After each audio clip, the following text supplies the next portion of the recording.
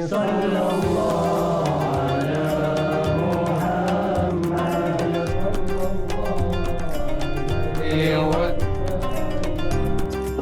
عذاب النار.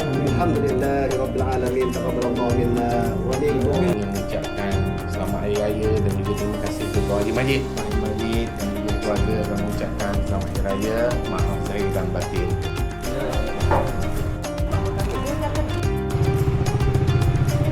Sallallahu ala Muhammad sallallahu alaihi wasallam. Sallallahu ala Muhammad sallallahu alaihi wasallam. Sallallahu alaihi wasallam. Anta syamsun anta badrun. استجب دعاءنا وأعن علينا هذا الشهر السبيل بعد سنين. صلى الله على محمد صلى الله عليه وسلم.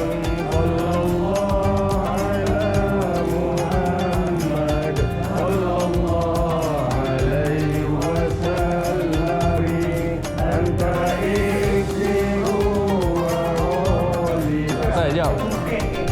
baraan tu macam mana?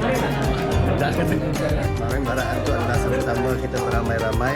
Baraan itu daripada perkataan Melayu iaitu dan juga perkataan Jawa iaitu ramai-ramai, iaitu bersama-sama ramai-ramai hadir untuk ke rumah yang menjemput kita dan untuk dengan niat menjalinkan ukhuwah dan juga mohon ampun dan maaf sempena hari raya Aidilfitri. Mohon maaf lahir batin kepada ahli keluarga semua. Itu saja maksud baraan ramai-ramai segerombolan mendoakan saling maaf memaafkan. Itu saja. Okey, korang jangan lupa kita hidupkan balik baraan dekat Kota Damansara, betul tak? Ya betul, di Kota Damansara. Budaya kampung kita bawa ke Pekan. Jom.